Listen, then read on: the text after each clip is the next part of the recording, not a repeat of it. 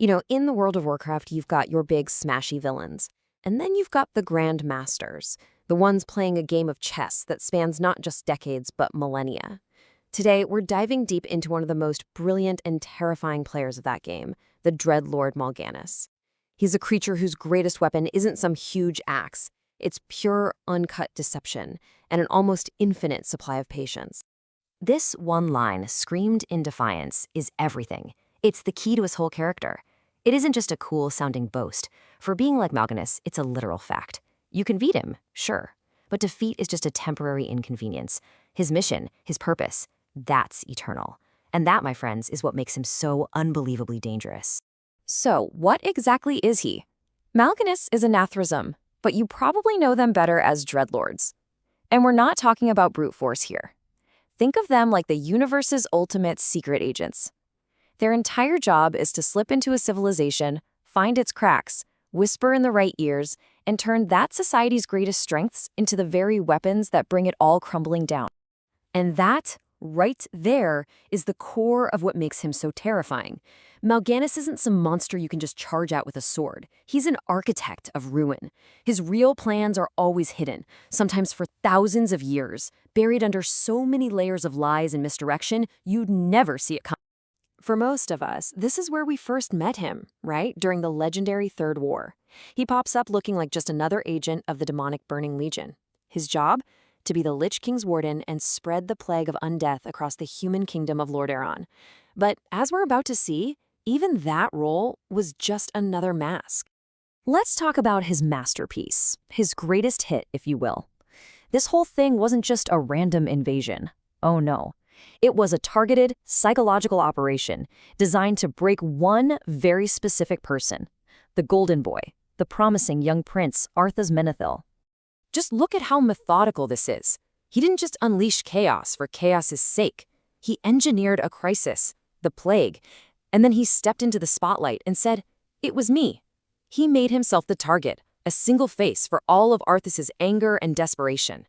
He then masterfully taunted the proud prince, pulling him further and further from his home, from his morals, from his sanity, all to lead him to one very specific, very cursed sword. And this was the breaking point. By tainting the city's green, Mal'Ganis put Arthas in a horrifying no-win situation. Does he kill his own people to prevent them from turning, or does he watch them become monsters? Arthas's choice to purge the city was the moment the darkness truly took hold, and Mal'Ganis was just standing there watching the fire he started burning. And just when you think Mal'Ganis has won, we get the first huge twist. Arthas claims the cursed blade, Frostmourne, and Mal'Ganis strolls up, ready to claim his new Death Knight. But the Lich King, who was playing his own game, had other plans. He spoke through the sword and told Arthas to kill his supposed master. Mal'Ganis died in total shock, seemingly outplayed by the very pawn he'd just created. But remember what he said? "I am eternal." For a Nathrezim, getting killed on a world like Azeroth is, well, it's just an inconvenience. It's a timeout. His soul just zips back to a chaotic place called the Twisting Nether, where it builds a new body over time. His story was far, far from over. So, flash forward a few years, armies are now marching on Northrend to deal with Arthas, who's the new Lich King. And who should pop back up? Our favorite schemer. But his new plan was even more audacious than the first. This time, he wasn't going to hide in the shadows. He was going to hide in plain sight, wrapped in the very flag of his enemies. He found the absolute perfect puppets, the Scarlet Crusade. These guys were a bunch of human zealots so blinded by their fanatical faith that they couldn't see the demon whispering right in their ears.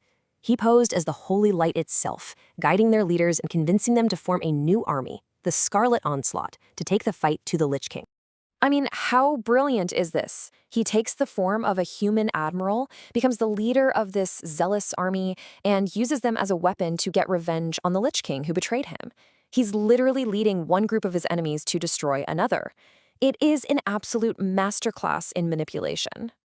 But, of course, when his cover is finally blown, do you think he's beaten? Nope, not for him.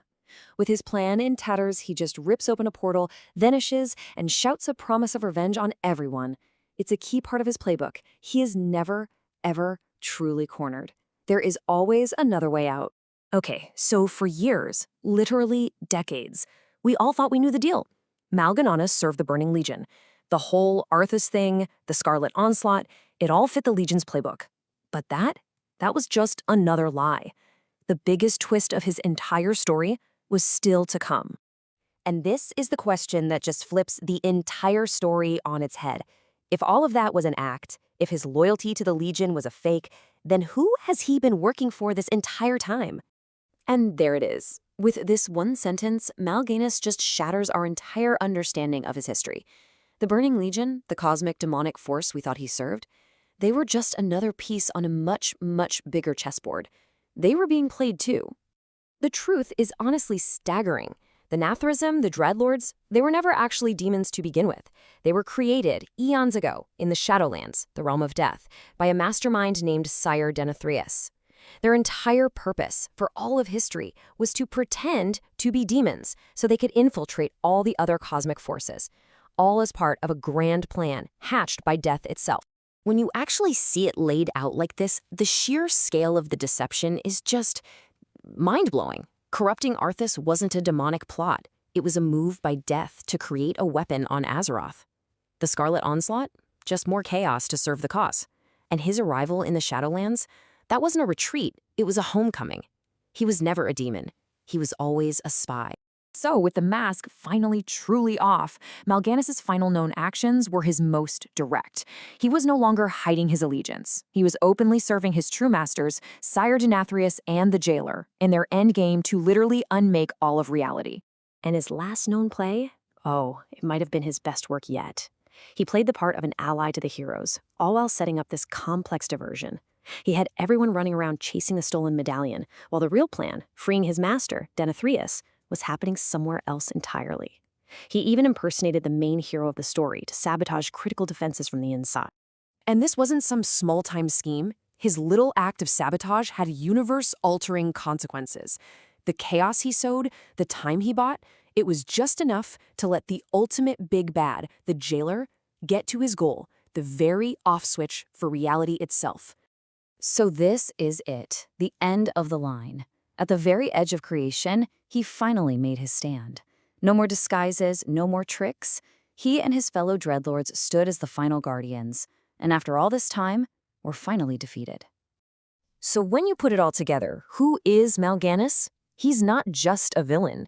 He's the living embodiment of a terrifyingly long and patient plan. Every face he wore, every war he started, every single defeat he suffered, it was all just another move in a cosmic game most of us never even knew was being played. Which brings us to the final, lingering thought. He was defeated, yes. But we've seen him defeated before, haven't we? And if his own words hold true, if he really is eternal, then the only question left is where, and more importantly, as who will he appear next?